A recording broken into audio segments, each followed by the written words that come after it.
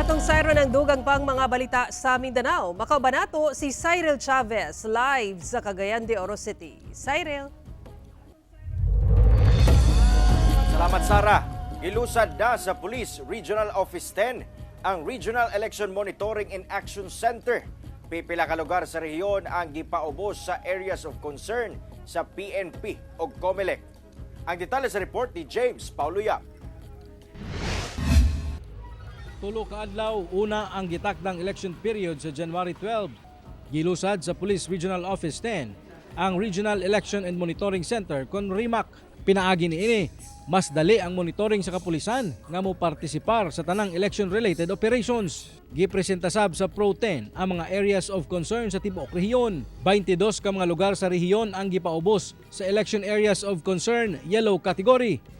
Buot pasabot nga adunay history sa election-related violence sa milabayng duha ka eleksyon. 8 sab ka lugar sa Bukidnon ang gipaubos sa election area of concern orange category.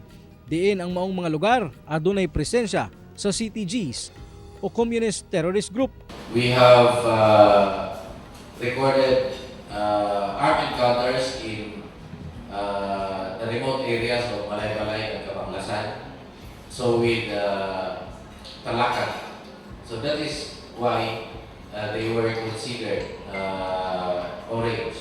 Nagpasalamat sab ang COMELEC sa kapulisan sa ilang lakang aron hapsay ug malinaw ng umaabot eleksyon. Kung sakasakali may nag-commit ng isang insidente ng violence, may CCTV ma-actionan kagad ng COMELEC. Samtang gibutyag sa COMELEC nga adunay 32 ka mga lugar sa Bangsamoro Autonomous Region in Muslim Mindanao o BARM ang gipaubos karon sa election areas of concern red category. Kini tungod matud pa sa mga kakubot nga nasinati sa lugar matag election season. Posible sab kuno nga ipaubos sa COMELEC control ang maong mga lugar aron mapugnan ang posibleng election-related incident. Andam na sab kuno ang mga personahe sa AFP ug PNP nga mamahimong magsilbing electoral board kung kinahanglanon. Kahit noong 2022 national local election, wala po tayong failure of election.